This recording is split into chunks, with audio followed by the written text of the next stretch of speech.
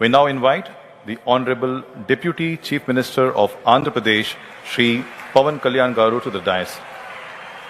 వేదిక పైన ఆసీనులైన ప్రత్యేకించి సత్యసాయిబాబా గారి శత జయంతి ఉత్సవం సందర్భంగా ఇక్కడికి విచ్చేసిన మనందరి beloved Prime Minister, most respected Prime Minister in the world,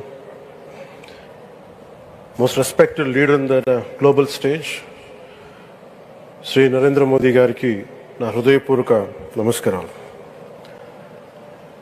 అలాగే తన అపారమైన అనుభవంతో రాష్ట్రాన్ని సమర్థవంతంగా నడిపిస్తున్న నాయకులు గౌరవ ముఖ్యమంత్రి శ్రీ చంద్రబాబు నాయుడు గారికి, భారతరత్న శ్రీ సచిన్ టెండూల్కర్ గారికి, శ్రీమతి ఐశ్వర్య రాయ్ బచ్చన్ గారికి, సోదరులు నారా లోకేష్ గారికి, వేదిక పైన ఆసీనులైన ప్రతి ఒక్కరికి, మంత్రివర్గానికి, బాబా గారు మహాసమాధి అయిన తర్వాత దాన్ని సమర్థవంతంగా నడిపిస్తున్న శ్రీ రత్నాకర్ గారికి, ప్రతి ఒక్కరికి పేరు పేరున నా హృదయపూర్వక నమస్కారాలు.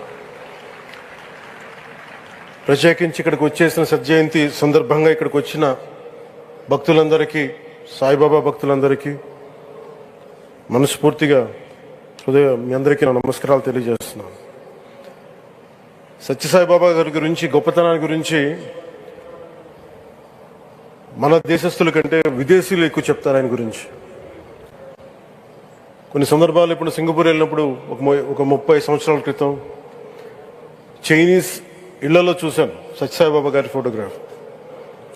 అలాగే ఒక హాలీవుడ్ యాక్టర్ స్టీవెన్ సిగాల్ అని చాలా సంవత్సరాల క్రితం, క్లోజ్ టు ఒక 20 సంవత్సరాల క్రితం అనుకుంటా, చిరంజీవి గారిని ప్రత్యేకించి అడిగి, మా అన్నయ్య చిరంజీవి గారిని ప్రత్యేకించి అడిగి నేను బాబా గారిని కలవాలి అని చెప్పి ఇక్కడ బెంగళూరులో ల్యాండ్ అయినా ఇక్కడ ఫ్లైట్కి ఆయనకు వచ్చి ఆశీర్వాదాలు తీసుకుని నాకు చాలా ఆశ్చర్యం కలిగేది.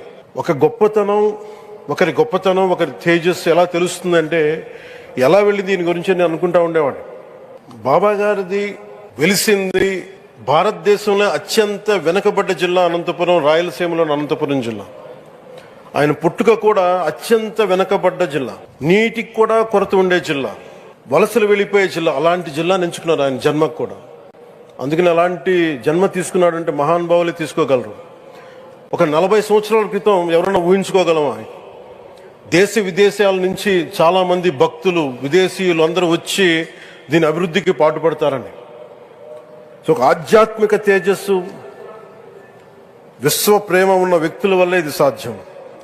అలాంటి వ్యక్తుల కోసం ప్రత్యేకించి గౌరవ ప్రధానమంత్రి నరేంద్ర మోదీ గారికి ఇష్టమైనది ప్రజలందరికీ కనీసం ఒక 50 లీటర్ల నీళ్లు ఇవ్వాలి, అది రక్షిత మంచినీరు ఇవ్వాలి. అలాంటి పథకం, ఒక 50 లీటర్ల నీళ్లు కనీసం ఇవ్వాలి అనేది ఒక వ్యక్తికి ఆ సంకల్పం నరేంద్ర మోదీ గారు దీన్ని ముందుకు తీసుకొచ్చారు. ఒక ప్రభుత్వ పరంగా దీన్ని ప్రధానమంత్రి గారు తీసుకొస్తే, ఒక ఆధ్యాత్మిక గురువుగా ఏ ప్రభుత్వం ఆలోచించినప్పుడు, ప్రభుత్వాలే దీని గురించి సగటు వ్యక్తికి నీరు ఎలా అందించాలనుకున్నప్పుడు దాన్ని ఆలోచించింది సత్యసాయిబాబా గారు ఆలోచించారు. అప్పుడు ముఖ్యమంత్రిగా చంద్రబాబు గారు ఉన్నప్పుడు వారికి ఒకటే చెప్పారండి, నేను ప్రజలకి దాహం తీర్చాలనుకుంటున్నాను. నాకు తెలిసిన భక్తులు, ఒక భక్తులు, ఒక ఆయన సింగిల్ హ్యాండెడ్గా 400 crores 400 కోట్ల రూపాయలు ఈ పథకానికి, ఈ పథకానికి ఇస్తాను, దాహం తీర్చే పథకానికి ఇస్తాను అంటే, దానికి ఆ రోజున ప్రత్యేకించి అలాంటి పర్మిషన్స్కి వీటికి కొంచెం కష్టాలు ఉన్నప్పుడు గౌరవ ముఖ్యమంత్రి నారా చంద్రబాబు నాయుడు గారు వీటికి అండగా ఉండి ఈ సత్యసాయి, ఈ దాహం తీర్చే ఈ పథకానికి, అంటే మనం చెప్పాలంటే జల్ జీవన్ మిషన్ అంకురం సాయిబాబా గారు చేశారు ఇక్కడ. ఇది తమిళనాడులో కానీ, తెలంగాణలో కానీ, మిగతా అన్ని రాష్ట్రాల్లో కూడా ఈరోజు చేయగలుగుతున్నామంటే దానికి అంకురం సాయిబాబా గారు అందించారు. ఆయన సేవ తత్పరత ఆయనది, ఎవరెవరో ఎంతమంది ప్రభావితం చెందారో లెక్కలేదు. ఒకసారి సేవ చేసే వాళ్ళందరినీ చూస్తూ ఉంటే మా వదిన గారు చెప్పారు, ఒకసారి భోజనం తింటా ఉంటే ఎవరిని ఇంకొకసారి ఇది కొంచెం అన్నం పట్టరా అంటే మా అన్నయ్య గారు చెప్పారండి. వాళ్ళ అన్నకు ఆయన ఎవరో తెలుసు, ఆయన ఒక farmer IAS officer, senior IAS officer అని.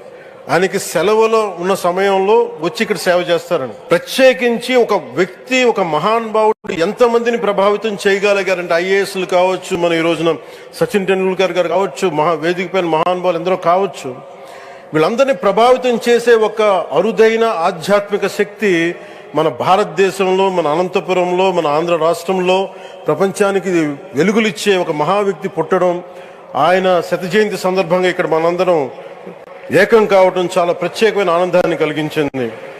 ఆయన సేవా తత్పరతని, స్ఫూర్తిని మున్ముందు మేమందరం కొనసాగిస్తాం.